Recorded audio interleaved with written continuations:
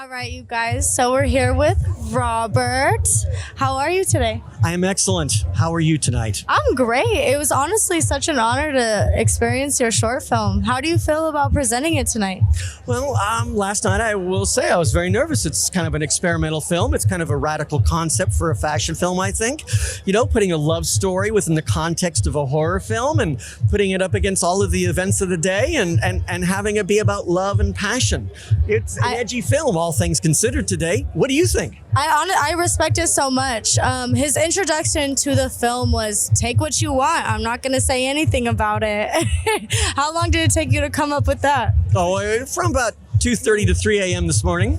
There you go. That'll do it, huh? You have such a radical style, and I love it. But you also did truly bring awareness to what was going on in the pandemic. I seen that you did include films of George Floyd, child hunger, the homelessness rate. How do you feel about that? And did the pandemic influence you to put that in your film? Well, you know, the pandemic had a lot of side effects that I think impacted a lot of society. It wasn't just the pandemic. It was a lot of things I think that resulted from it. And to me, we sat in our living rooms. I don't want to give away the movie. Please do. We're in our living room. We're in our safe, cozy living room, and we look outside of all the events that are going outside. It's very disturbing. No matter where you are on the spectrum, it's very disturbing because we're not together. And to me, the film was that, hey, only love will conquer hate. And so I tried to I don't make political movies, but I make philosophical ones. I love that because in order to hate something, you have to love it, huh? Well, conceptively. How's that working for you? Well, hate's a strong word. It is a very strong word. And I wanted to take some of the American ideals that we had in this country and remind ourselves of those ideals. Because I think perhaps we've lost our way. But the way is still there. We just need to re-find it. I concur. And I also think that Aaron had a few things to say about that as well. If you want to go ahead. Yes, of course. I did watch your short film and I loved it. I thought it was an incredible piece that left the viewer to almost come to their own conclusion of what it's about. And I love how you opened it up that way too.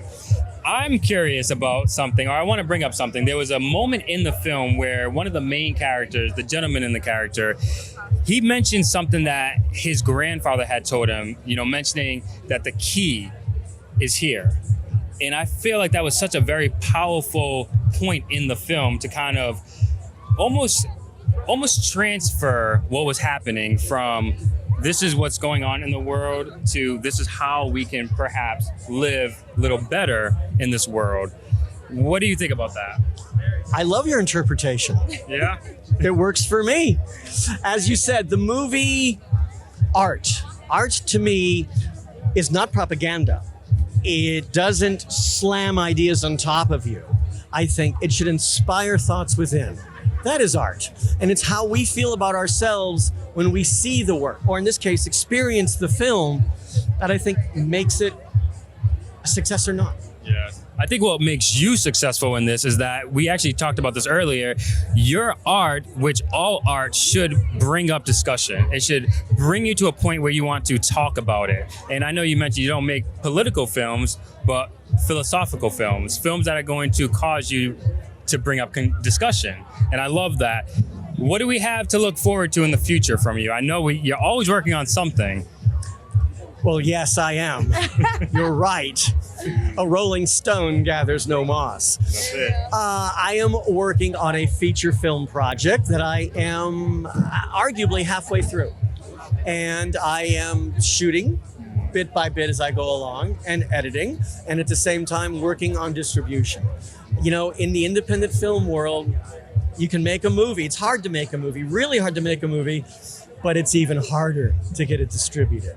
So I think you have to understand that as an artist, we work as part of an ecosystem if you want your work to get out there. Yes. And I do. I'm okay with that. I want my work out there. I'm not asking everybody to love it or even like it, but I want the discussion to happen. Yeah. That's very important. And, you know, to kind of wrap this up a little bit, we don't have too much time, but I really appreciate talking to you. I just want to see, Karen, perhaps do you have any questions you want to add to that? Well, I noticed that you used a lot of desert filming. It's out in the Palm Desert Hot Springs area. Well, to be specific, that area is near the Salton Sea. It was an alternative community out there called Salvation Mountain. And it was, I mean, there's a history associated with the mountain, that it's man-made, hand-painted, okay? And then we also shot in an alternative artist community called East Jesus. And we were welcomed into the communities to be able to shoot there. And I love the desert. I mean, and I'm a Southern Californian. I'm an Angeleno. And despite all of its problems, I love LA. Not saying it's perfect, but I love it. It's my home. I care about it. And the desert, well, lots of people shoot in the ocean. Lots of people shoot at the beach. I'll go to the desert. There's a certain abstraction, I think, where you can break life down and rebuild it in the desert. Very well. There's a rawness about it, I think. Yeah. So it was interesting to pick Salvation Mountain because the person who started that, created it, passed recently, right? And that also had that 70s, late 60s love vibe, which was also in the movie, with reminiscent of the clothing that was in the film and some different, you know, the sort of love era.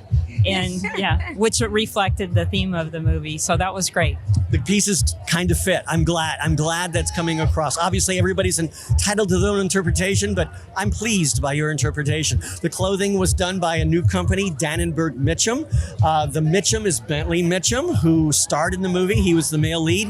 He also did most of the music. He did not compose the Blue Danube, but he composed the other pieces in the film. And I worked with him to come up with the zeitgeist of the movie. Well, congratulations. It was really incredible. Very moving. Thank you very much. I appreciate it. It's wonderful being here with all of you. Thanks for joining us.